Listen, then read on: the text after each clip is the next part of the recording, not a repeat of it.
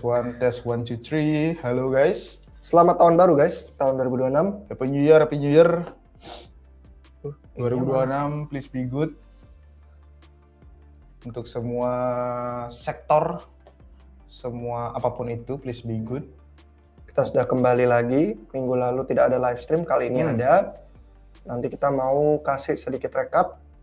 Habis itu kita jawabin pertanyaan kalian. Siapa tahu udah ada yang mau tanya. Karena kan awal tahun biasanya pada bikin resolusi, pada bikin rencana, mungkin ada tujuan-tujuan tertentu. Sambil kita nunggu teman-teman yang lain pada masuk, join, dan nge-share link ke Telegram sama Discord. Siapa di sini yang udah buat status New Year New Me?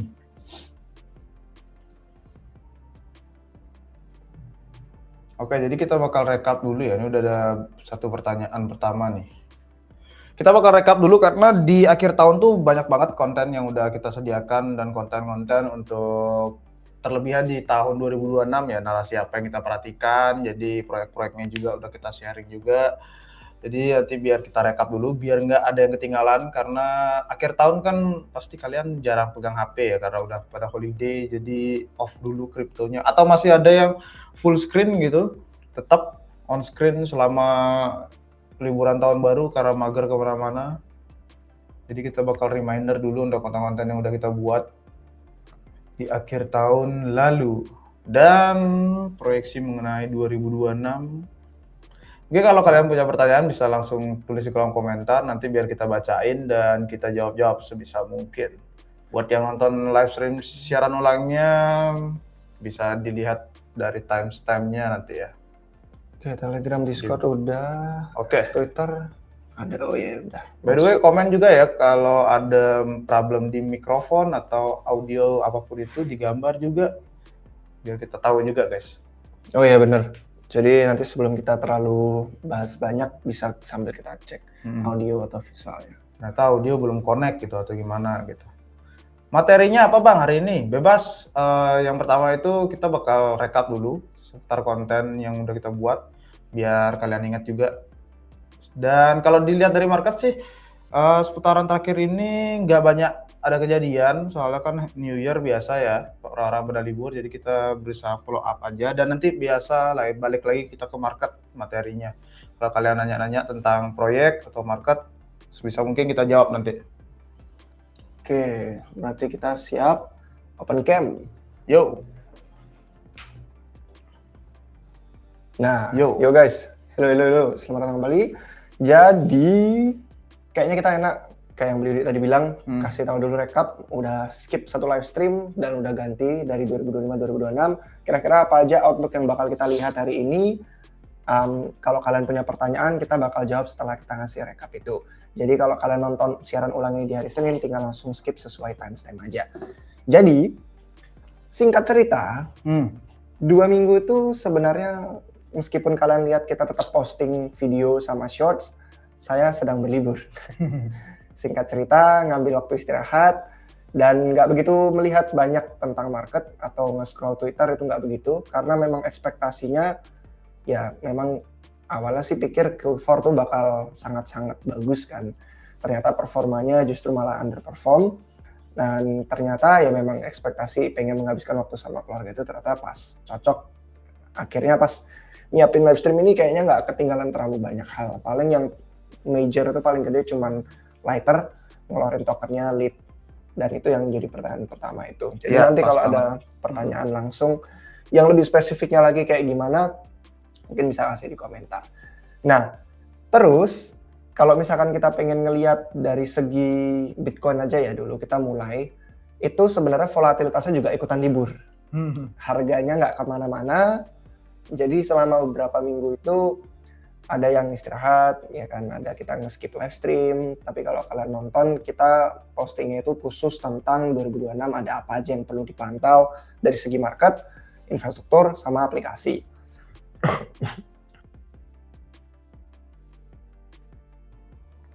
Nah, kalau misalkan kita ngeliat gerakan harga Bitcoin, itu justru malah closingnya hampir sama persis dengan waktu dia opening tahun 2025. Jadi kalau misalkan kalian ngeliat di sini, ini kan akhir Nah ini dia, akhir Desember 2024, awal 1 Januari, kisarannya di bawah 90 ribuan dolar.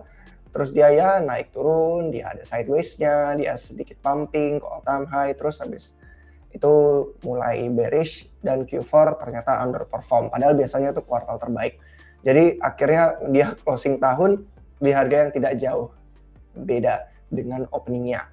Jadi kalau misalkan kita ngelihat secara spesifik itu kisarannya dia cuma trading kurang lebih naik turunnya tuh tetap di 5%-an doang selama 2 minggu terakhir waktu kita berlibur Natal, ada yang merayakan, ada yang tidak, tapi ada juga yang tahun baru, terus sekarang udah mulai pada masuk kerja dan sekolah lagi. Di antara itu ya ada aja sih yang kena likuidasi long dan short meskipun volumenya tetap sepi. Karena memang akhir tahun itu volume itu periodenya tenang banget. Jadi untuk yang pada sudah menghabiskan waktu keluarga refreshing akhir tahun, ya itu kayaknya memang saat yang pas untuk tidak memantau chart. Jadi kalau kita ngelihat saat setahun ya kan closing opening 2025 hampir sama persis, itu alasannya apa yang kita sudah sering bahas di beberapa video analisis on-chain, itu adalah banyak banget holder yang ngejual koin. Bahkan jauh lebih banyak daripada siklus-siklus sebelumnya. Itulah kenapa jadi underperform. Kalau misalkan kita ngelihat secara jangka pendeknya sih ya beberapa minggu ke depan gitu masih dalam outlook bearish, tapi bukan bearish bear market yang kayak di siklus-siklus sebelumnya. Dan itu bisa kalian tonton di beberapa video analisis on-chain sama live stream yang udah kita bahas kalau ada yang pengen tahu. Jadi selama kita berlibur sih nggak ada yang di luar ekspektasi. Kejadiannya masih gitu-gitu aja. Untuk kontennya, rekap itu 3 video yang menurut saya wajib kalian tonton. Jadi pas banget nih, masih di awal-awal tahun kan. Kalian pengen mungkin bikin list-list daftar-daftar apa yang pengen dipantau, apa yang pengen digarap, apa yang pengen dicobain. Itu dari 3 sektor, dari segi marketnya sendiri, aplikasi sama infrastrukturnya, itu bisa dicek satu persatu. Kurang lebih 9 menit, 10 menit, 9 menit. Jadi kalau misalkan kalian belum sempat nonton, mungkin di sini kita bisa kasih rekap singkatnya aja untuk yang bagian market. Itu kita bahas tentang kayak di judulnya ya, ada makro, ada kripto, ada saham, sama ada emas. Jadi yang kita bahas di situ adalah likuiditas makro mulai berbalik arah, dan nanti kalau misalnya ada pertanyaan spesifik, pokoknya masing-masing dari ini bisa komen aja. Tapi intinya dari makro bakal berbalik arah, terus permintaan emas itu konsisten tinggi, terus dominasi fiskal itu bakal membangkitkan ekonomi, bukan resesi yang kayak ditakutkan orang. Itu untuk Amerika Serikat utamanya kita bahas, sama Cina juga ada di video, dan banyak aset investasi alternatif. Jadi kita makin susah milih altcoins, atau bahkan kriptonya sendiri pun jadi kayak banyak saingan aset-aset lain. Jadi yang perlu diutamakan adalah kalian harus Dior. Jadi harus riset, dan itu yang bakal kita bantu selama tahun 2026 ini. Kita bakal lanjut bikin project, deep dive, yang kayak gitu-gitu biar kalian bisa cari tahu mana yang worth it untuk dipantau. Kemudian sama kayak DeFi, itu kita percaya bahwa sistem keuangan itu bakal menjadi semakin on-chain juga. Kemudian yang aplikasi, ini menurut saya 2 yang paling menarik aplikasi sama infrastruktur, karena apa gunanya gitu kan market bullish kalau kripto nggak bikin produk yang dipakai sama dunia. Jadi di sini kita bahas tentang super apps. Itu ada kayak beberapa checks kayak Coinbase, Kraken, itu pada bikin banyak berbagai aplikasi dijadikan satu tempat biar orang-orang kalau mau cari apapun serba ada. Sama kayak yang TradFi Robinhood, itu juga mulai merambah ke kripto dan menawarkan lebih banyak produk. Selain itu, dari sisi kripto yang native-nya sendiri, ada beberapa fokus kayak aplikasi consumer, jadi dari segi SocialFi, kayak FOMO, PumpFund, Zora, Upstruct, atau Monad sendiri, itu ekosistemnya juga banyak di sana. Nah, kemudian kalau dari perpetual DEX, yang kemarin kita ngelihat Lighter habis TGE tokennya LIT, itu kan dia jadi saingannya Hyperliquid. Terus ada lagi satu kayak Paradex, itu yang kita bahas. 3 utama perpetual DEX yang masih saling berperang. Dari beberapa periode sebelumnya juga kita udah bahas. Habis itu prediction market, itu yang paling gede deh. Jadi dibandingkan cuman adanya Polymarket sama Kalshi, beberapa project mulai eksperimen. Ada kayak Euphoria di Megaid, ada MetaDAO di Solana, dan di Monad malah ada banyak lumayan eksperimen prediction market baru. Ada kayak Kizzy, Hyperstation, Trendle, terus habis itu kalau di Solana lagi kembali ke ekosistem itu ada kayak Litecoin, ada Melee Market yang kayak gitu-gitu. Di sampingnya paling kayak DeFi sih, makin ambisius, makin berfungsi dengan banyak fitur. Ada kayak X4O2-nya Coinbase, itu biar bisa AI agents melakukan ekonomi digital. Terus sama ada 3Chain yang bisa, kalau sekarang kan kita mau pinjam DeFi itu harus agunannya lebih, karena nggak bisa ngutang kredit kayak di sistem perbankan tradisional yang mana kita tinggal ngasih reputasi kredit, oh ya ini orang bisa dipercaya, terus kita bisa ngambil pinjaman tanpa punya agunan lebih. Nah itu di DeFi kan belum, makanya lagi dibikin sama salah satu protokol namanya 3Chain, itu yang kita bahas di situ. Sama paling MarginFi, itu dia rebranding yang di Solana jadi Project Zero, dan dia ada beberapa dashboard tambahan yang di TradFi itu ada dan sering dipakai, tapi di crypto masih belum. Jadi intinya DeFi bakal jadi makin dewasa dan makin banyak hal yang menarik untuk dicoba. Terus terakhir, infrastruktur. Jadi semua ini nggak bisa terjadi tanpa ada infrastruktur di bawahnya, yang mana kalau paling rame itu paling stablecoin sih yang paling sering dibahas, dan itu ada banyak blockchain stablecoinnya. Ada Plasma, meskipun tokennya sih masih belum ada hal yang menarik untuk dibahas di sana, XPL. Terus ada Tempo, punyanya Stripe sama Paradigm. Ini kayaknya yang paling gede sih valuasi sama fundraisingnya. Terus ada Codex, sama ada Pay, yang lumayan banyak sih kita tahu usernya sering pakai karena ada privasi, dan itu kan menjadi narasi yang rame juga ya, privasi. Ya, bukan narasi ya dia sih itu. Iya, bukan cuman harganya aja ngomongin Zcash sama Monero, tapi lebih ke fiturnya. Karena kan makin kesini makin banyak tuh batasan-batasan warga negara, hal-hal yang bikin kita jadi merasa kurang nyaman untuk transaksi sehari-hari. Jadi kripto gara-gara blockchain-nya itu transparan, beberapa fitur privasi akhirnya mulai diperbincangkan dan mulai dibangun. Terus selain itu ada Circle bikin ARK juga, stablecoin khusus, blockchain khusus stablecoin. Di samping itu ada yang khusus korporat kayak Kita Network, katanya XRP Killer, terus ada Canton Network, itu yang lagi rame karena gara-gara tokennya juga sempat pump. Terus sama ada Seismic. Nah, kalau Seismicnya ini ada privasinya dikit. Jadi Seismic sama Pay itu lumayan mirip-mirip. Dia menawarkan solusi-solusi yang bakal dipakai orang tapi ada fitur privasinya. Terus RWA dari dulu sih memang selalu ada ya RWA, cuman sudah makin matang. Ada Back Finance, ada Xtox, ada Ostium, ada Fast, itu ada banyak banget. Hyperliquid pun bisa menawarkan juga. Jadi kalau misalkan ada beberapa orang yang lebih tertarik aset-aset TradFi bisa masuk on-chain, makin dewasa di sini. Infrastrukturnya udah makin kebentuk untuk 2026. Sisanya paling kayak Solana, itu bakal jadi ekosistem yang banyak upgrade di tahun ini. Ada Alpenglow, ada Firedancer, ada Double Zero, ada Jito, ada Harmonic, ada Raiku. Itu nama-nama yang bisa kalian nonton lebih lanjut apa artinya masing-masing di video itu. Sama terakhir, Monad. Jadi itu dua ekosistem utama L1 yang kita pantau, Solana dan Monad. Karena kalau Monad sendiri pun kita bisa tahu dia usianya masih sangat baru dan dia benar-benar launching di periode yang tenang. Makanya price performance-nya pun juga belum fantastis. Nah, tapi mulai ada beberapa banyak orang di Twitter yang bahas, entah saya juga bukan trader, apakah analisis TA-nya itu valid atau gimana saya nggak tahu, tapi pokoknya udah mulai bermunculan di beranda yang merasa kalau setup price performance-nya Mon itu udah mulai menarik di 2026 ini. Selain dia ada juga Ansem, sama ada beberapa trader TA lain yang saya lihat mulai bahas, karena menurut kami juga salah satu infrastruktur yang terbesar sih yang ditunggu-tunggu sejak siklus lalu. Dan dibandingin sama beberapa valuasi L1 lainnya, dia setupnya tuh lebih menarik dari segi risk ratio-nya. Jadi itu sih beberapa hal yang kalau misalkan kalian kemarin kelewatan, mungkin udah keburu liburan dulu, santuy, itu beberapa hal yang kita sedang pantau dari segi Bitcoin, makro, dan beberapa narasi untuk tahun 2026 dari segi market, aplikasi, sama infrastrukturnya. Jadi nanti kalau ada pertanyaan lebih lanjut, lebih spesifik dari beberapa hal ini, bisa kalian kasih komentar di bawah.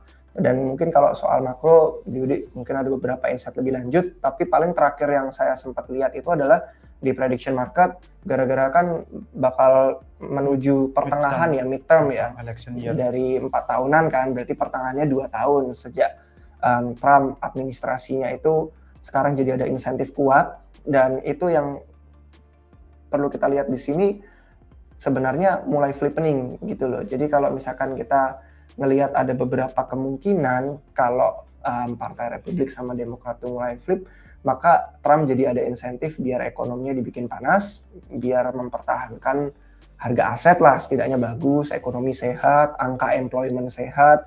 Jadi menuju pemilu midterm AS, itu nanti anggota Kongres, Parlemen, sama gubernur yang dipilih, itu tetap dari partainya dia. Jadi pasar prediksi sejauh ini memilih Partai Demokrat yang bakal nyalip kontrol Partai Republik.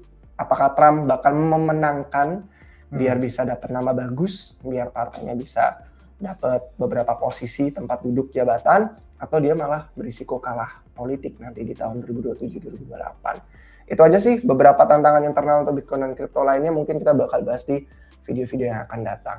Oh ya, by the way nih Bli, ada yang komen audionya kerasa-kerasa. Jadi tim kita juga dengerin katanya kerasa-kerasa. Jadi coba kita refresh dulu kali Bli ya.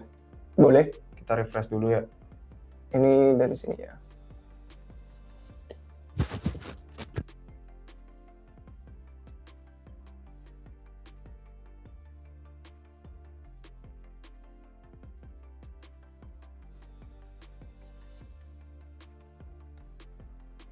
Oke, tes one. Coba guys, komen di bawah apakah audionya masih kerasa-kerasa. Atau tadi itu materinya kalian bisa dengar dengan jelas walaupun kerasa-kerasa, atau sama sekali nggak dengar. Coba komen guys ya.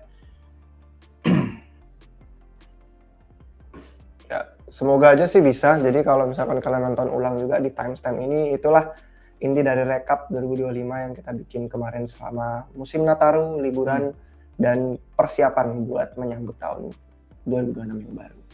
Oke, jadi tadi Bli David sampai di sini ya, di partai yang bakal menang. Partai yang bakal menang di tahun 2026, di midterm election year. Biasanya kan midterm election year tuh tahun yang buruk gitu ya. Kebanyakan kalau menurut cycle juga gitu kan, dicocok logikan gitu. Jadi di sini kalau kita lihat Republik sih jauh masih Bli ya. Masih di bawah jauh ya. 80-20 kan. Iya. Jadi kalau di sini jauh, apakah Trump akan mengambil jalur-jalur yang membuat warga senang gitu kan, kita tidak tahu. Apakah dia bakal ngadain stimulus lah dan lain-lain, fiskal. Kita tidak tahu, belum tahu, dan mari kita lihat nanti fiskal apakah lebih mendominasi juga di tahun ini kayak tahun-tahun sebelumnya juga. Karena itu bisa kita pantau untuk benefit di market kan biasanya. Itu yang harus kita pantau juga. Dan awal tahun ini emang sangat menarik ya kalau kita lihat. Banyak yang flip, beberapa analis aku lihat kayak flip gitu yang awalnya akhir tahun agak sedikit bearish, habis itu mulai netral sekarang. Karena udah ngelihat perubahan-perubahan di awal tahun ini. Dan juga di awal tahun kemarin ada sedikit penyegaran di market juga kan, yang dimana itu meme coin ya.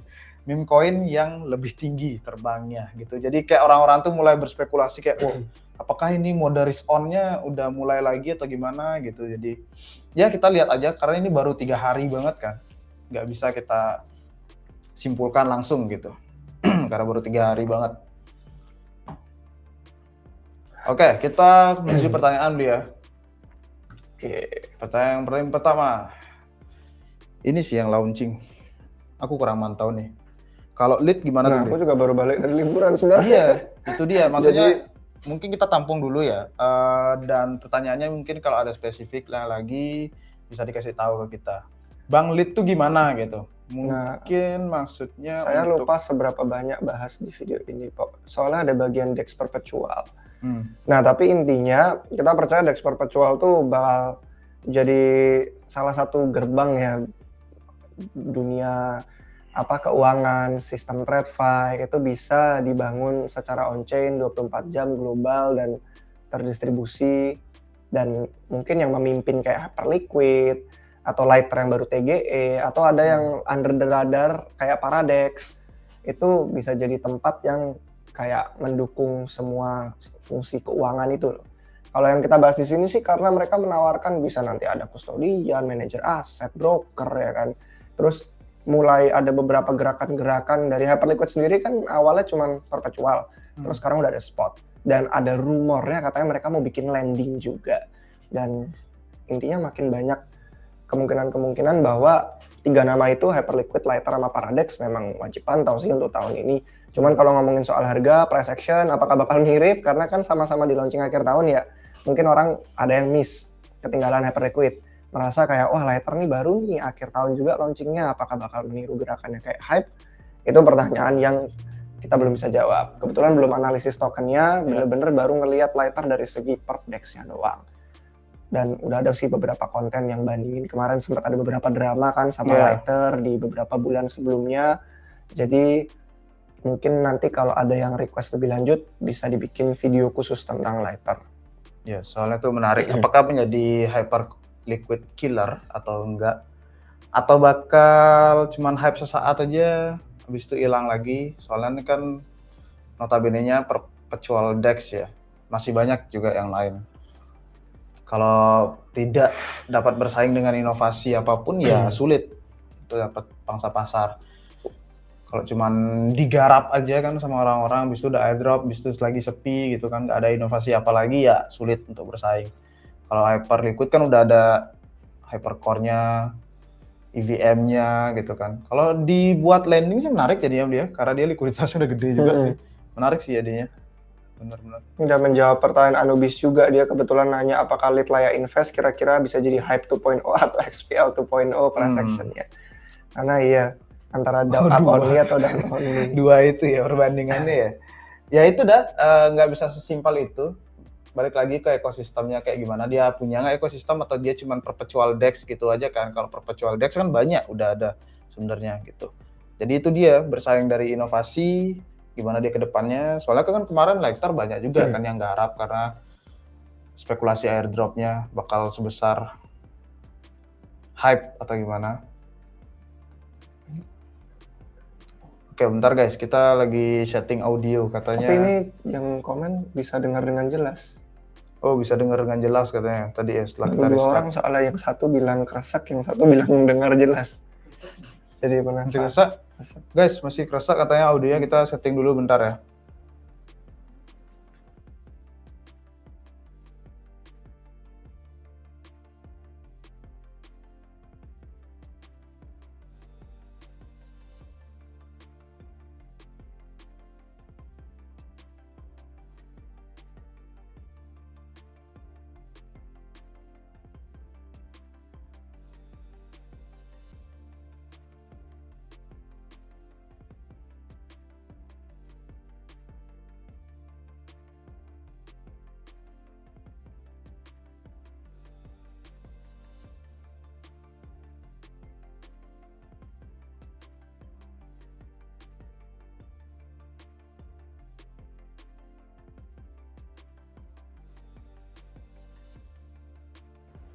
Halo, baru balik lagi guys audionya. Coba komen kalau udah lebih baik.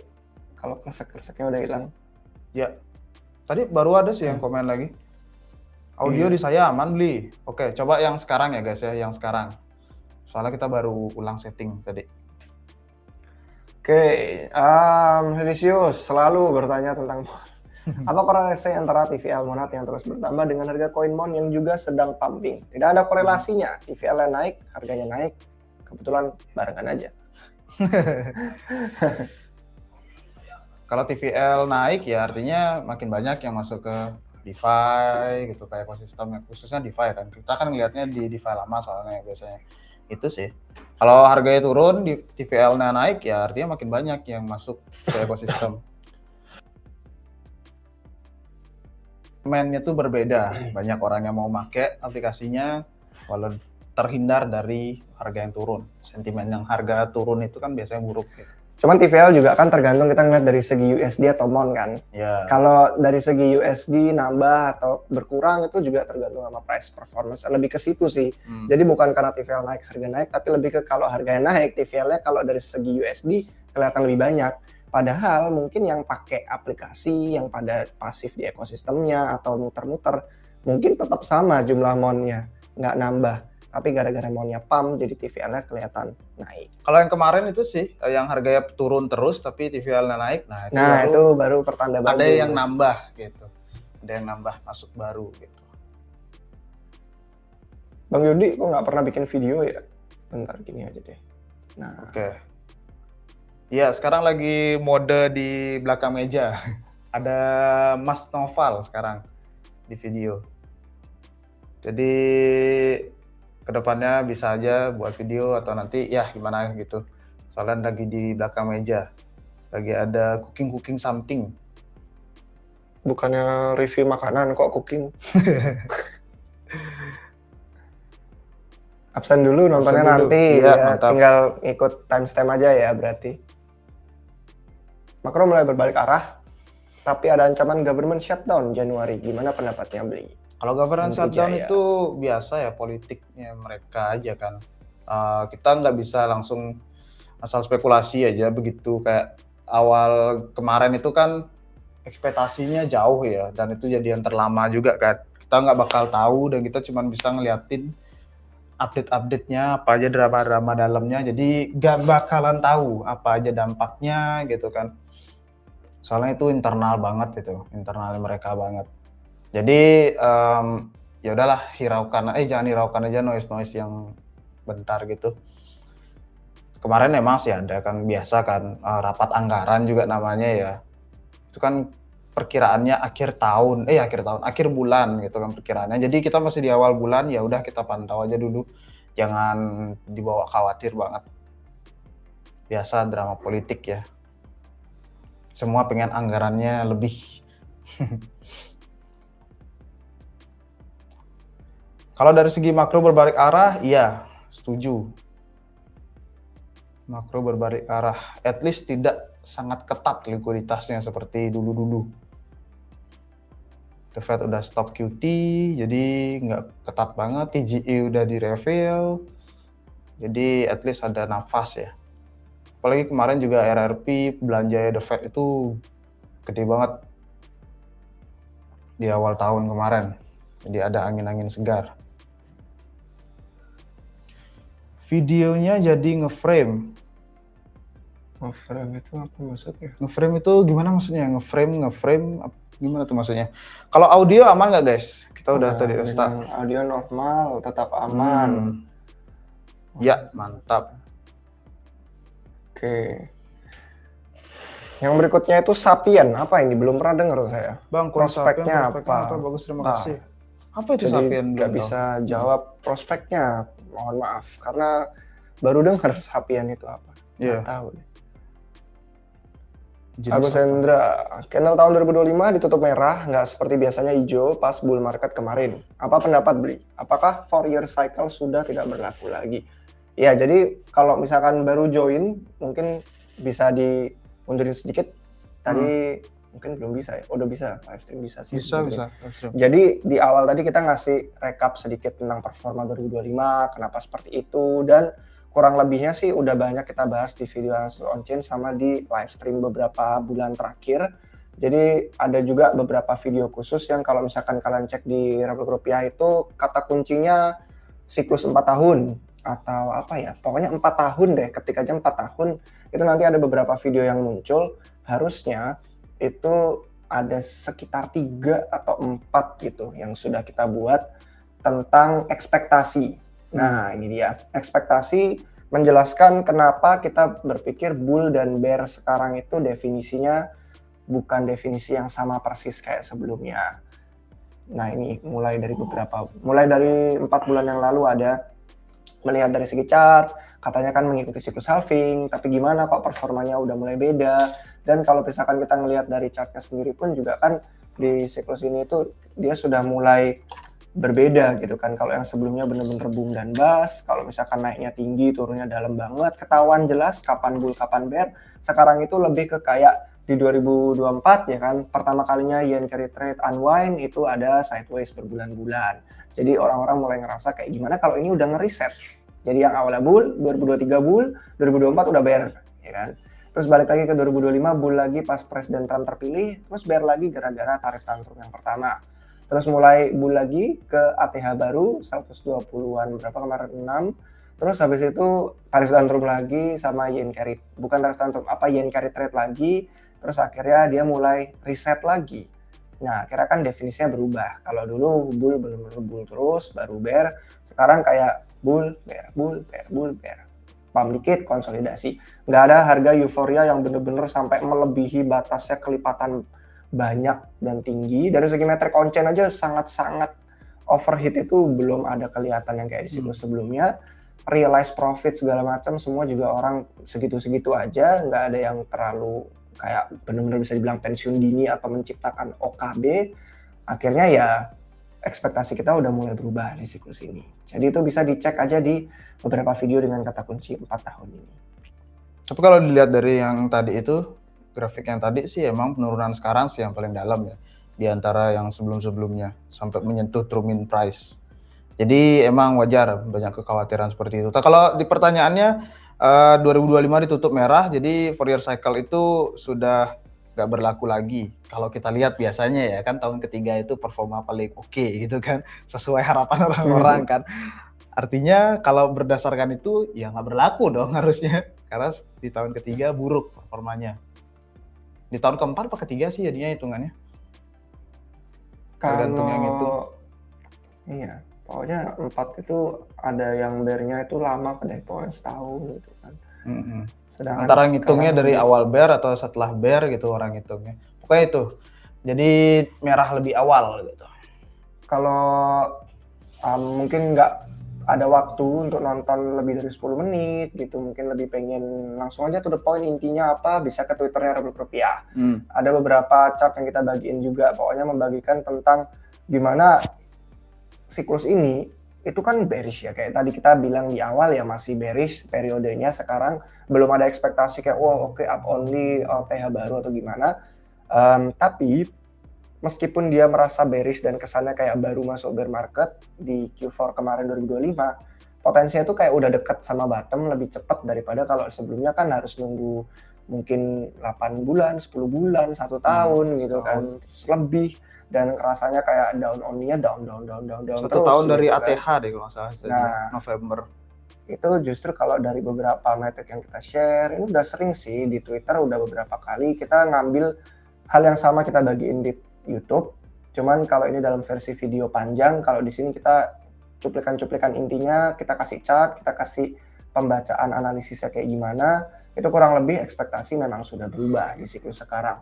Jadi yang disebutkan bull dan bear cycle itu udah berubah, yang penting kita tinggal level up aja, skill up, karena tidak bakal lagi yang disebut kayak easy money, toh market juga valuasinya udah jauh tinggi ya kan, beratus-ratus kali lipat dibandingkan siklus-siklus sebelumnya. Jadi ya itu dia yang namanya join di siklus bukan early ya, kalau early risikonya lebih gede tapi rewardnya lebih gede, sekarang risikonya mungkin cenderung lebih bisa ditahan gara-gara ada beberapa dukungan-dukungan eksternal di luar kripto, cuman akhirnya ya sudah terlalu banyak orang tahu dan alfa-alfa yang dulu nggak bakal jadi alfa yang sama sekarang. Makanya di akhir tahun lalu kan kita live stream terakhir bilang kripto yang lama sudah mati. Jadi saatnya kita naik level. True. Sudah berbeda guys. Marketnya bakal makin dewasa dan itu adalah hal yang bagus. Bagus. Jadi kalau nggak mau improve, yang itu yang tidak bagus. Ya kita jadi nggak dapat panennya ya kan, nggak dapat hasilnya gitu. Semua industri juga gitu kok. Semua industri begitu juga guys. Pasti harus improve. Jadi intinya apa, Bli? Tahun ini bakal bullish atau bearish? Mama Anyu. Hei Mama Anyu. Dari tadi panjang lebar, ya kan, kesana kemari bahas. Intinya apa Min gitu? Long atau short gitu tahun ini. Tahun ini bakal bullish atau bearish? Oke. Minum dulu. Artinya keseluruhan ditanyaannya, keseluruhannya. Atau mungkin pertanyaannya, iya lebih spesifik coba, apakah maksudnya kan, yang kayak 2025 closing open-nya gitu, negatif apa positif? Dia kan nggak nanya ini, Bli. Harga belum tentu kan, atau dari segi industrinya overall gitu kan, bullish atau bearish gitu kan. Jadi ini sangat luas pertanyaannya ya. Bisa aja kayak adopsinya bullish gitu kan, tapi harganya belum tentu bullish gitu kan. Bisa harganya aja yang bullish padahal banyak red flag gitu. Jadi itu sih. Tahun ini bakal bullish atau bearish gitu. Kalau kriptonya sih bullish dari segi kayak yang kayak kita bahas di awal tadi ya, udah makin dewasa, makin banyak bagus produk dan infrastruktur yang dulu-dulunya mungkin nggak jelas, gimmick. Sekarang itu ya kepake gitu kan, dan mulai bisa diadopsi, bisa dipakai legit. Dan kalau dunia itu dunia mainstream pengen pakai, pengen adopsi, semua pada migrasi pindah on-chain, itu sudah siap, sudah mampu. Jadi tinggal penetrasinya aja. Kan sama kayak internet ya kan, penetrasinya lambat banget dulu waktu desktop karena nggak semua orang bisa punya PC. Setelah internet bisa diakses lewat HP, penetrasinya jauh lebih cepat. Karena sekarang orang semua pasti punya HP. Udah jadi kayak kebutuhan primer, padahal sebenarnya bukan kebutuhan primer gitu kan. Tapi ya karena zaman makin digital, ekonomi semuanya makin online, Jadi akhirnya mau nggak mau, kalau pengen akses internet ya mobile itu paling cepat, paling murah, paling terjangkau, nggak harus beli PC, rakit PC atau beli laptop ya kan. Kalau zaman dulu orang-orang tertentu aja yang punya komputer di rumahnya. Jadi ya tinggal penetrasi aja. Kitanya di sini udah bullish dari bertahun-tahun, berapa siklus kan berpikir kripto itu adalah masa depan bakal kepake. Tapi ya semua kembali kepada siklus bisnis, siklus ekonomi, adopsi usernya, gimana kita bisa sharing gitu kan ke luar sana bahwa kripto tuh bukan cuman kasino, bukan cuman trading koin naik turun, scam, rakul, tapi ada sesuatu di sini. Yang menurut saya sih tahun 2026 bakal membuktikan kalau kripto itu lebih dari sekedar itu.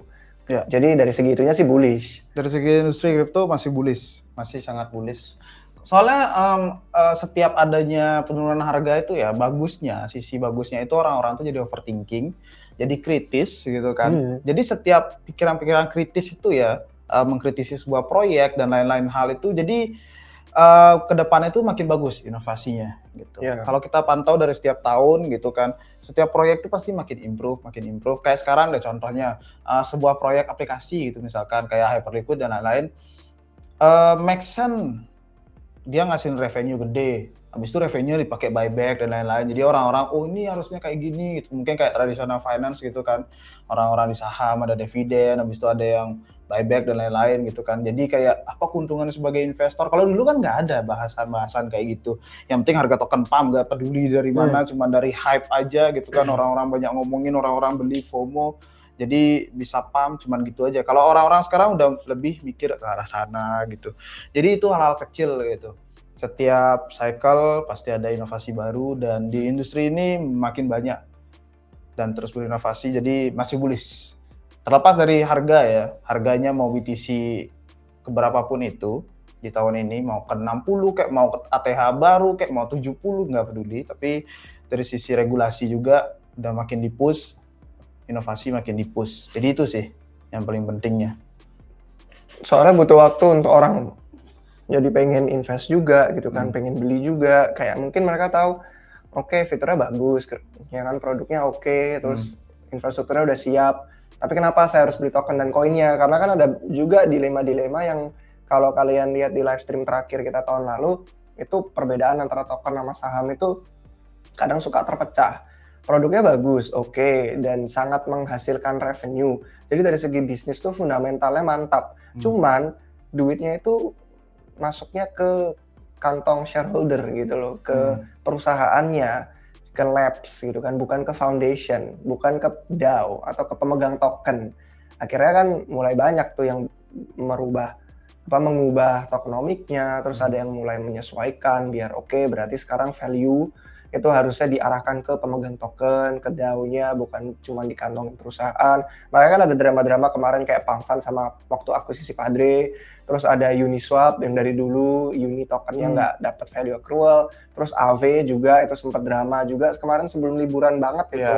Drama akhir tahun. Jadi ya pada akhirnya kayak yang Bludi tadi bilang, kalau orang-orang itu jadi kritis, harga turun, jadi seleksi alam, yang jelek ya biarkan mati. Jadi biar orang-orang tuh bikin sesuatu yang nggak cuma gimmick, karena kita di sini bukan cuma soal kayak apa zero sum game terus pengen ya udah ngambil duitnya orang biar cepat kaya, pensiun segala macam, tapi lebih ke kayak gimana sih ngasih manfaatnya gitu. Dan itulah yang kita udah sering bahas dan yang kita pantau di 2026 sih oke, harusnya. Ya. Dan bisa tonton video-video narasi apps dan infra di RR. Ya, karena beberapa pertanyaan di sini ada yang udah dijawab, kayak contohnya Chainlink-nya sih nggak termasuk di bahasan, tapi Solana-nya kita udah bahas dan itu ada di narasi infra 2026. Itu yang kita upload 3 hari lalu. Jadi di sana kita bahas dari segi ekspektasi, terus kenapa dia bakal jadi ekosistem yang meskipun harga Sol-nya rada keredam gara-gara Bitcoin underperform, tapi kita bisa ngelihat beberapa gebrakan baru di tahun 2026 ini. Kalau untuk Chainlink-nya nggak tahu nih Bludi, tapi kalau aku sendiri sih udah lama nggak begitu mantau. Kayaknya nggak banyak deh.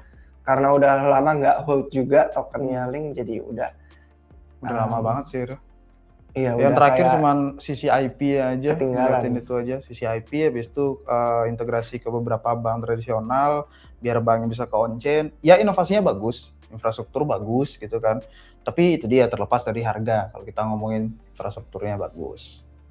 Itu karena kan dia yang terbesar pertama ya Oracle ya. Jadi dia udah punya channel-channel yang bagus gitu kan. Kalau dibilang Oracle banyak sekarang Oracle lagi kan. Tapi itu dia menangnya Chainlink, dia punya ekosistem, punya sisi IP itu ya sih yang terakhir saya risetnya. Oke. MSCI MSTR tanggal 15 ini saya kurang tahu konteksnya ya. Mungkin bisa dijelasin maksud pertanyaan. Aku nggak terlalu fokus itu sih. Karena kalau dari segi analisis on-chain dan Bitcoin tuh biasanya cuman dari segi ngelihat ini sih kayak treasury company kan yang utama memang MicroStrategy doang. Terus selain itu paling kayak Metaplanet. Tapi makin kesini makin kelihatan kan yang kayak kita bahas dulu jadi risiko bearish itu adalah risiko kalau perusahaan treasury ini selalu mengutamakan mandat-mandat investornya dan shareholdernya. Jadi yang diutamakan harga saham perusahaan, bukan tabungan BTC yang mereka punya, seberapa maksimalis pun mereka itu. Dan sekarang udah banyak yang mulai kekompres. Treasury company kan banyak banget kemarin lahir beranak pinak. Sekarang udah mulai banyak yang kekompres, terpaksa harus ngejual, karena premiumnya mereka udah mulai turun.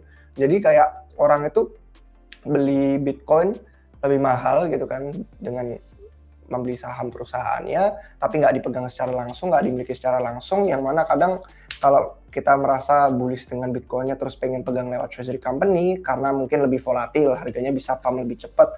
Tapi kalau perusahaannya terus pada akhirnya nggak megang BTC itu sendiri, artinya kita beli sesuatu premium yang lebih mahal yang kita sebenarnya nggak punya asetnya gitu. Jadi ya ada beberapa risiko di situ yang kita udah mulai ngeliat sendiri di market. Coba aja cek semua saham treasury company udah mulai pada kekompres semua gara-gara itu. Masih hold token hype atau sudah trimming atau sudah jual semua hype-nya?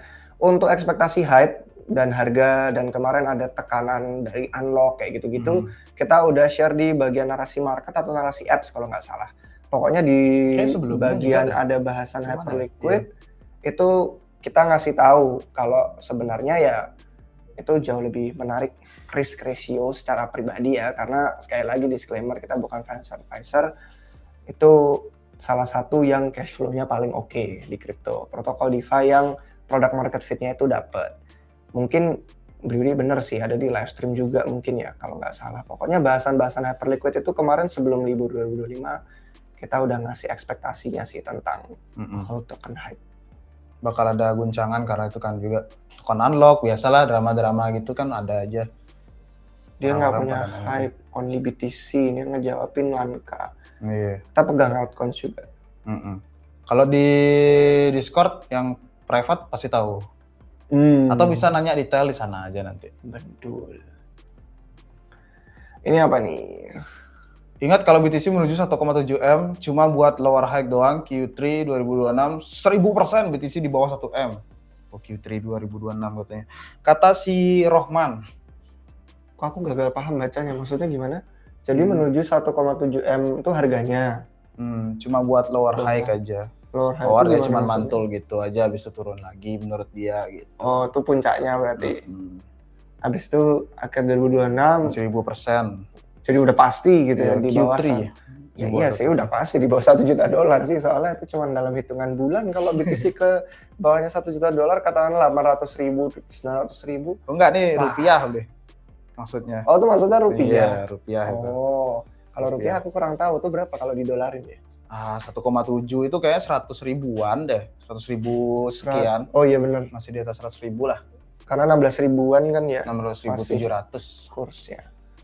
Oh, berarti dia tidak merasa bakal jauh di atas $100.000 ya di 2020. Iya. Oke, menarik. Let's see. Mari kita lihat. Let's see. Habis itu disuruh nge-short langsung. Kalau udah yakin short lah bang. Terus langsung hilang. Nggak wajar lah. Oke. Berikutnya apa nih? Stablecoin katanya diwajibkan menggunakan T-bill sebagai kolateral. Bila kepercayaan terhadap stablecoin runtuh, apa efeknya terhadap kripto? Karena ada yang bilang ya ini yang bakal membuat harga Bitcoin di atas 500.000. Kepercayaannya runtuh, habis itu bakal ngebuat harga Bitcoin di atas 500.000.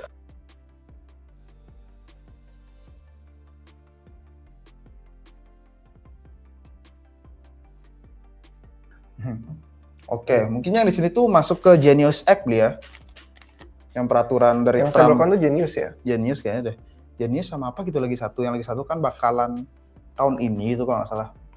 Yang Genius udah di akhir tahun sebelumnya. Ya itu emang perusahaan stablecoin di AS itu kan emang diwajibkan untuk punya kolateral T-bills ya, surat utang jangka pendek gitu, bukan yang treasury tahunan gitu. Jadi yang jangka pendek. Karena US itu lagi butuh uang cepat, dapat pinjaman, dia nerbitin banyak banget T-bills, TGE-nya naik, itu dia yang menyedot liquidity juga. Jadi kenapa Trump bullish dengan stablecoin? Ya karena itu adalah market baru untuk pembeli T-bills mereka yang nilainya gede gitu.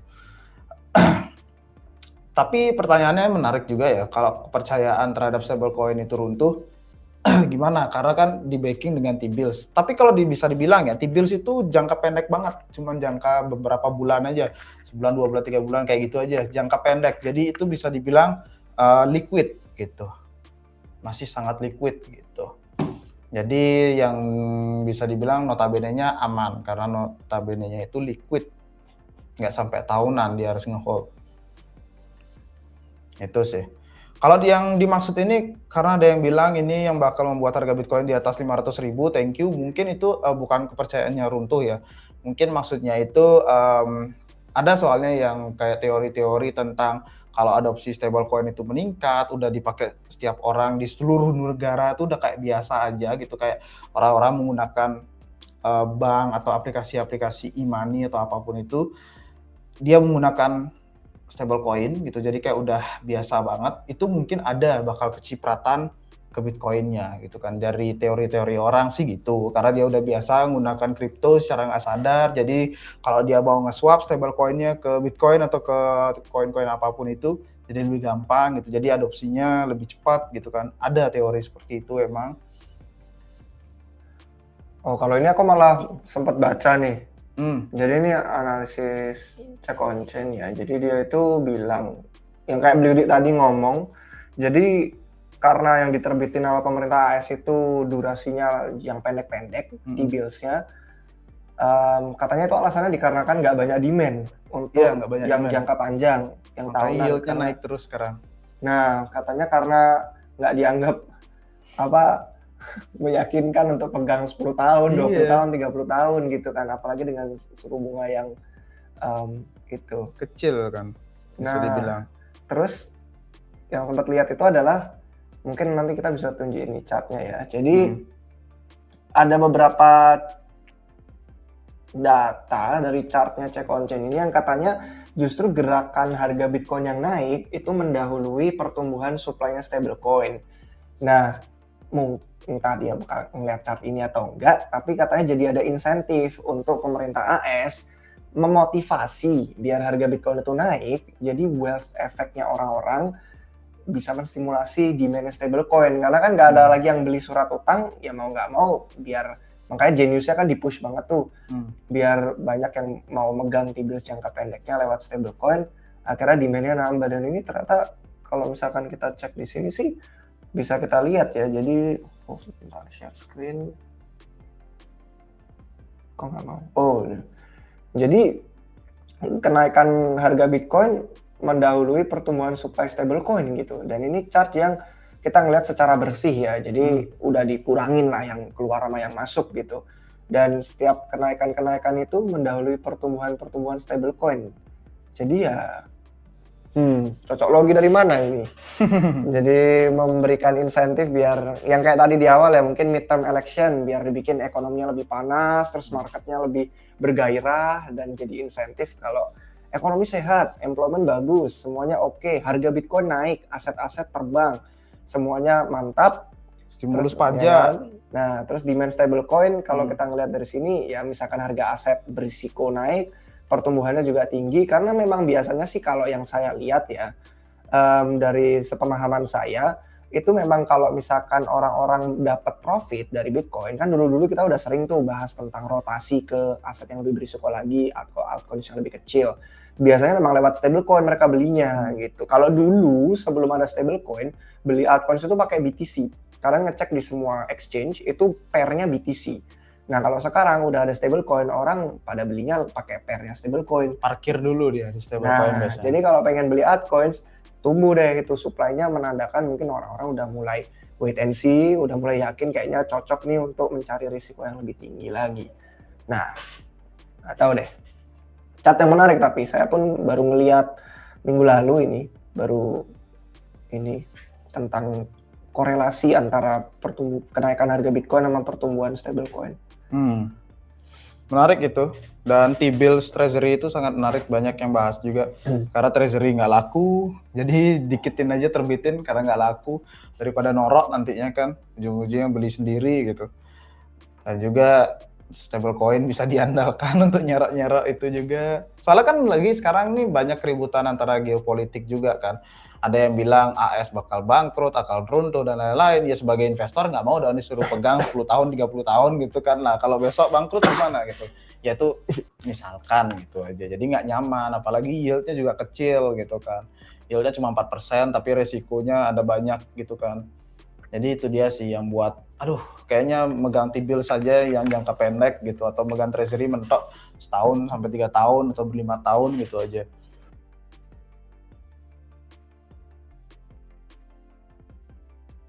Jadi itu banyak perdebatan-perdebatan seperti itu dari pihak TradFi juga gitu. Kalau kita lihat juga kan di Jepang juga gitu, banyak kok yang lain-lain gitu juga. Yield-nya naik banget, artinya kan orang-orang jualan gitu kan sampai yield-nya naik. Kalau yield-nya turun, artinya orang-orang beli gitu, beli bonds gitu. Oke, kita lanjut. Flywheel effect jadi yang menarik. Monat kok pump, soalnya naik harganya. Tanya seorang full access. Waduh, dipompa. Waduh, kameranya overheat, guys.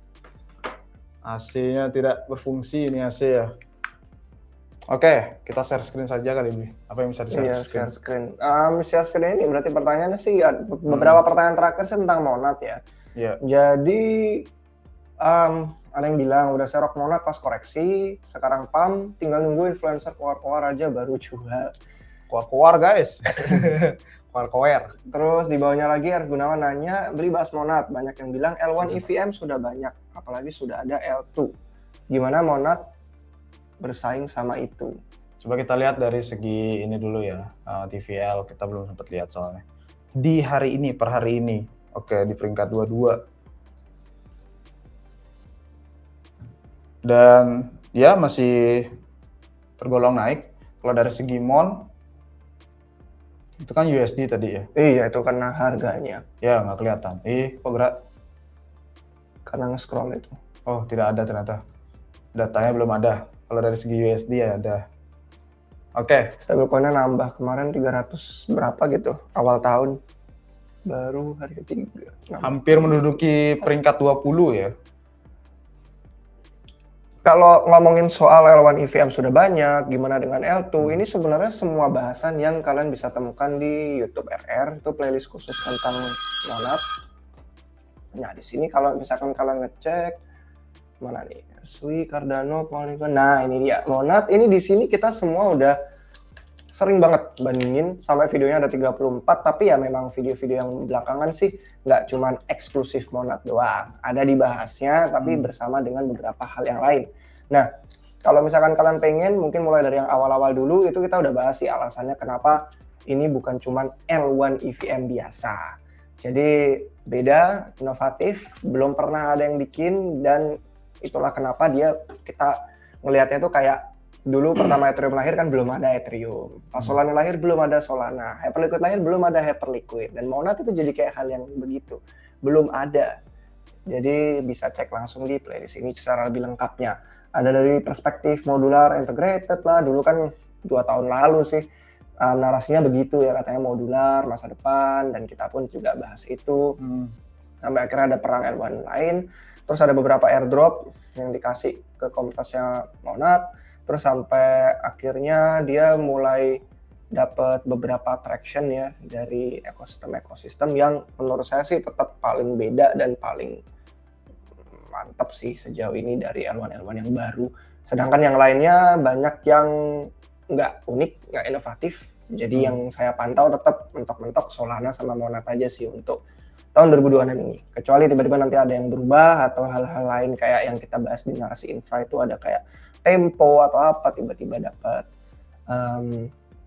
sesuatu yang layak untuk diperhatikan ya baru. True. Jadi gitu sih. Intinya semua opini kita udah ada di video. Kalau di Twitter sendiri pun kita sering bikin quote tweet atau nge-retweet gitu beberapa konten. Khususnya kalau misalkan kalian pengen yang bahasa Indonesia langsung, follow di Indonauts, monggo. Karena di sana mereka juga kadang suka bagi data, statistik, dan ada beberapa hal yang bisa bikin kalian tetap up to date dengan Monat. Contohnya ya kayak Mesari sendiri pun kemarin kan habis membagikan prediksi mereka tesis untuk tahun 2026. Dan mereka percaya 2026 ini bakal jadi tahunnya Monat di mana metriknya mereka trennya naik dan ekosistem yang sehatnya itu bakal terbentuk. Karena dalam kurang dari sebulan itu adopsi on-chain-nya mereka gede dari segi TVL dan stablecoin, padahal periode yang sangat tenang, volumenya rendah, harga nggak kemana-mana, underperform sideways ya kan. Periode chaos sih lu utamanya udah sentimen bearish banget gitu kan. Canggih sih market hebat. Gitu. Selain itu sih yang utama-utamanya kayak kenapa kok yakin banget, bahkan kalau misalkan kalian lihat mungkin sekarang ada beberapa yang lebih rame ngomongin mungkin baru-baru ini atau mungkin nanti bakal muncul lagi gara-gara price action. Ya kita udah dari sejak tokennya belum ada gitu kan, sejak sebelum pengumuman fundraise-nya itu udah beberapa edukasi konten kita kasih di YouTube sama di Twitter tentang apa sih ekspektasinya, kenapa Monat itu berbeda, dan ekosistemnya apa aja yang perlu dipantau itu sudah bisa dilihat. Jadi ya antara cek di YouTube playlist yang lengkap atau bisa scrolling di Twitter kita juga sering bahas itu. True. Tapi ini dengan bahasan L2 ya, apalagi udah ada L2 juga gimana Monat bersaing sama itu. Beda sih khususnya ya.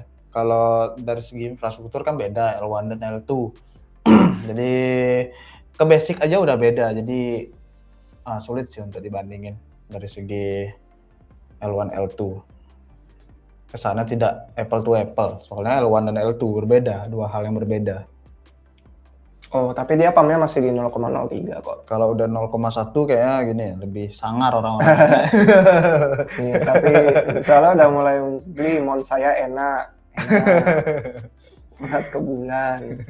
Ya intinya sih masih di kisaran harga yang dia sudah sideways sejak akhir tahun kemarin, bukan waktu pump pertama yang waktu listing. Jadi ya kita lihat aja nanti untuk seterusnya bagaimana, karena kalau dari segi price action kan karena saya bukan trader TA ya saya nggak bisa ngasih analisis, cuman udah beberapa ada yang ngasih di Twitter, ada di YouTube juga, saya udah mulai lihat beberapa.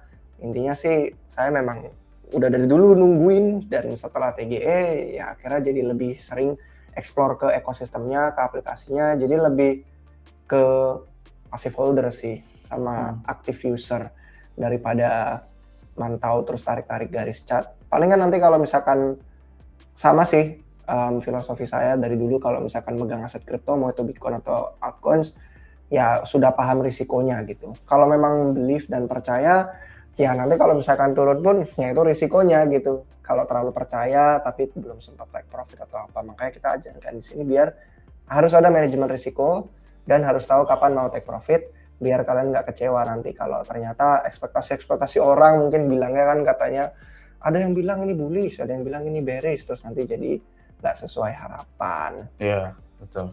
Jangan terlalu bergantung pada ekspektasi orang. Oke, jadi paling karena udah mau mendekati 1 jam, kita tinggal recap aja untuk beberapa pertanyaan terakhir karena memang nggak begitu banyak untuk hari ini. Tentu karena orang-orang mungkin baru balik juga kan, tentang awal tahun, mungkin ada yang masih arus balik dan settle lagi menyesuaikan diri dengan yang tadinya libur atau santuy dikit, sekarang udah mulai ke aktivitas kerja atau sekolah. Jadi palingan pertanyaan yang ini sih kayak regulasi ya. Jadi gimana nih kayak pandangan mengenai regulasi kripto, tapi khususnya yang di Indonesia. Nah kalau misalkan kalian cek di di daftar video kita, waktu ada kontroversi di sini tentang RUU P2SK, itu saya sempat bahas bersama dengan beberapa komentar pelaku kripto di Indonesia. Jadi kalian bisa ngeliat contohnya sini kayak artikel dari Koinvestasi, terus ada beberapa wawancara sama pemilik exchange, dan kayak ini gimana nih, CNBC atau apa nih? Kayaknya CNBC deh. Itu mewawancarai pemilik exchange Thrift juga. Jadi kalian bisa cek di sana tentang RUU P2SK secara khusus.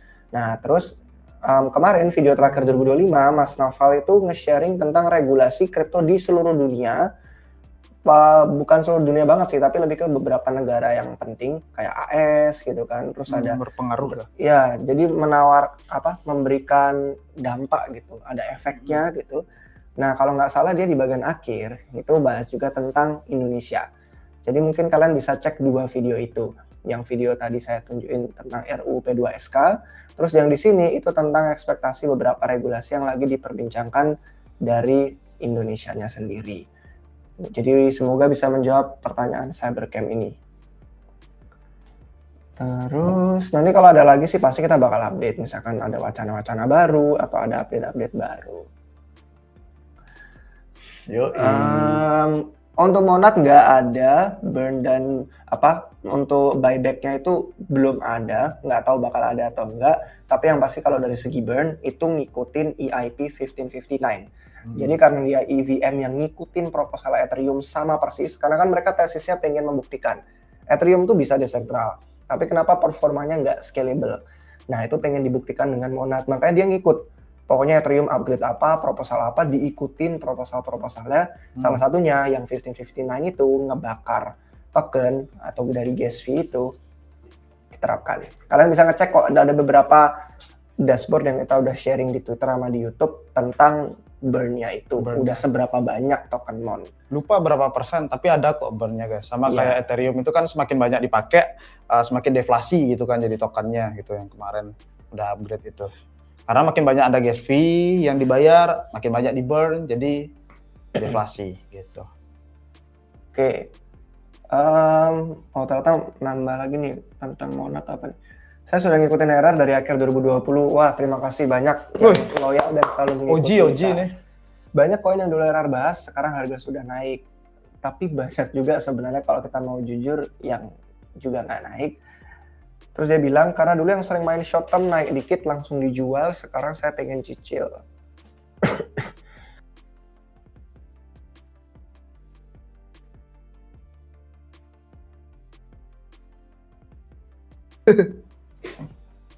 Aduh, short term naik dikit langsung dijual. Nah, sekarang ini saya mau cicil Monad sehari 100.000 untuk 5 tahun ke depan. 5 tahun ke depan artinya 2021. Wah, lumayan jauh sih pandangannya. Yang dulunya short term mainannya. Habis itu di bawahnya lagi komen, beli potensi harga Monad 5 tahun ke depannya karena saya mau cicil Monad 100 ribu setiap hari karena saya udah ikutin 2021. Oke. Banyak ketinggalan koin dulu seperti Solana dan BNB, jadi ini mau cicil Monad.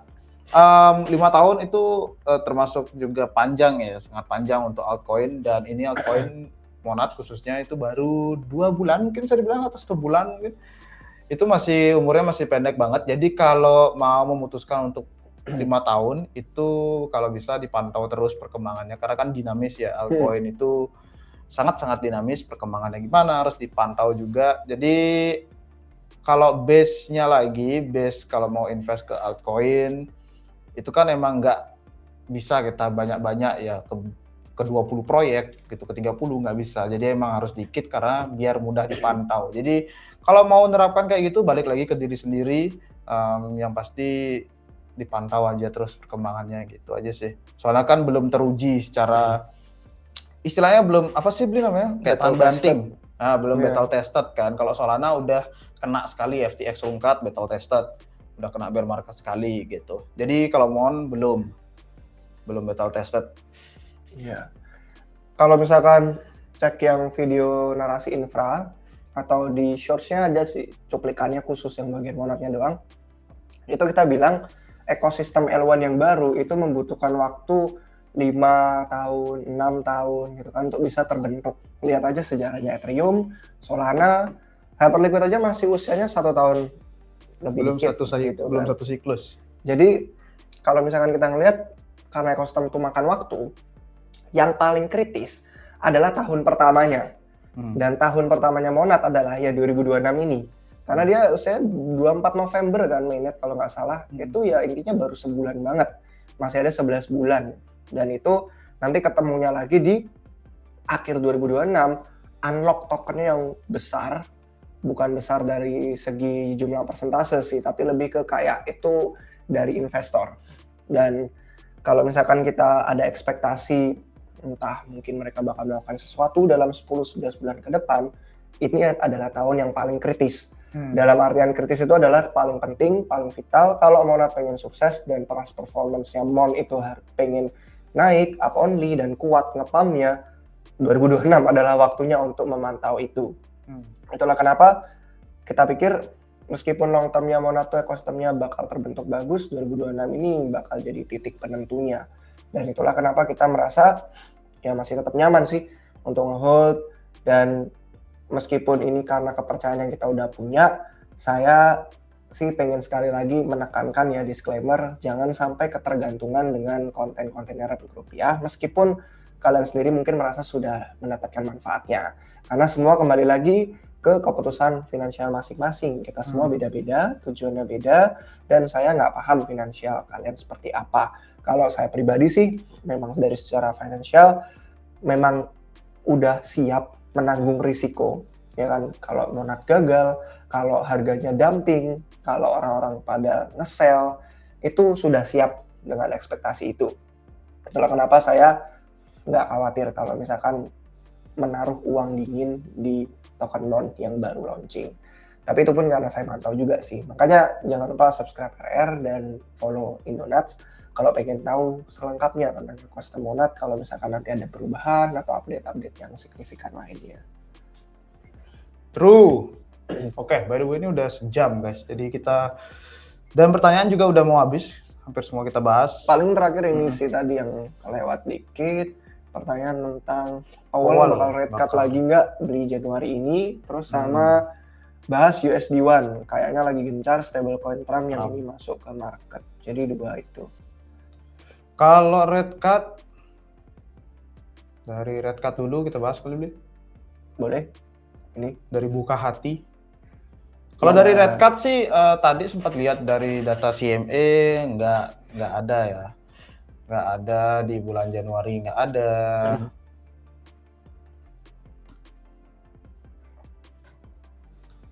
Kok tulisnya? Kalau kita lihat dari data CME sih di bulan Januari nggak ada rate cut, dan itu cuma ada sekali kalau nggak salah ya di tahun ini. Balik lagi ya, ini kan kita ngelihat dari sisi moneter.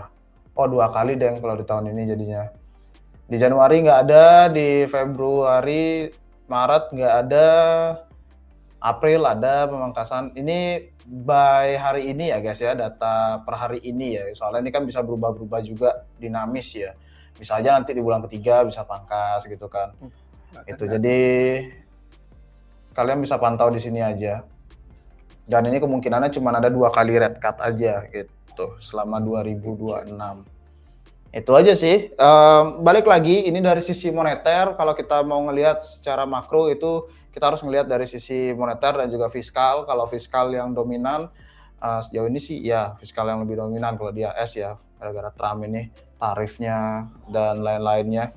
Kayak bakal ada stimulus tentang pajaknya gitu kan. Jadi itu yang harus kita perhatikan dari fiskal dominance-nya. Karena itu yang bisa menumbuhkan benih-benih liquidity baru gitu. Kalau dari moneter ya pangkas suku bunga ya gitu-gitu aja guys. Kalau udah lumayan ekonomi udah mulai stabil ya nggak ada pemangkasan gede-gedean, kenaikan gede-gedean nggak ada. Kayak dulu-dulu aja kalau kita tracking inflasi, maksudnya suku bunga ke belakang gitu kan nggak setiap siklus itu ada pangkas, habis itu naik gitu, habis itu pangkas lagi, nggak setiap siklus kayak gitu kan. Jadi ya jangan terlalu khawatir aja soal ini, terlalu banyak gitu. Itu kalau dari rate cut. Oke, kita lanjut lagi. USD One, ada nggak beli komentarnya punya si Trump? Sebenarnya nggak begitu ngikutin, kalau nggak salah itu USD One yang ini kan barengannya sama World Liberty-Fi kan. Iya. Dalam satu payung, cuman ada produk stablecoin juga gitu mereka bikin sendiri. Paling lebih nyangkut ke yang tadi kita bahas ya. Lebih ke kayak biar menciptakan demand buat T-bills US yang jangka pendek dan kayaknya mereka tetap sama-sama diuntungkan sih, mau stablecoin yang dipakai stablecoin lain ataupun stablecoin mereka sendiri, karena kan kalau yang dipakai punya mereka sendiri paling mereka cuma earn lebih banyak aja dari segi revenue. Tapi bisa lewat jalan muternya juga adalah surat utangnya dibeli gitu kan sama USDC, USDT, Ethena apa USDE gitu. Jadi ya kayaknya sih nggak begitu banyak yang bisa dibahas. Soalnya secara pribadi jujur kurang mantau sih produk-produknya Trump itu. Iya, dan nggak pegang juga sih produknya Trump. USD1 terutama ya. Tidak pernah megang. Kalau saya sih lebih ke stablecoin yang ya udah yang udah lumayan lama aja, 2 itu. Karena kadang jadi ini juga apa? Utility-nya jadi suka terbatas kan. Iya. Dari segi transfer mau pindah exchange kadang belum disupport, atau kalau misalkan pengen dipakai buat pinjaman gitu kan, kayak ternyata belum ada bisa ngambil itu. Paling kalau misalkan mau pinjaman kan yang bisa dipinjam USDC kayak gitu-gitu. Bahkan USDT aja nggak segede integrasinya USDC kalau di DeFi. Jadi ya lebih ke kegunaannya sih, fungsinya apa.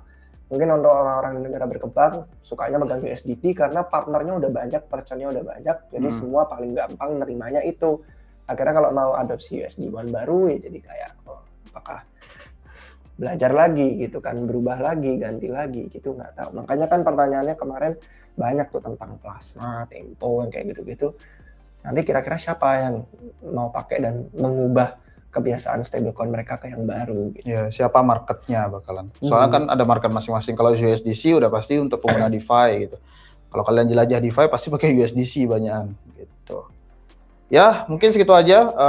Nggak ada komentar lanjut lagi untuk USD1. Oke guys, semoga terjawab semuanya. Kalau ada pertanyaan yang belum terjawab atau kalian ketinggalan bisa komen di kolom komentar. Dan sampai jumpa di live stream selanjutnya guys. Cheers guys. Happy New Year. Happy New Year. Selamat tahun 2026. Please be good.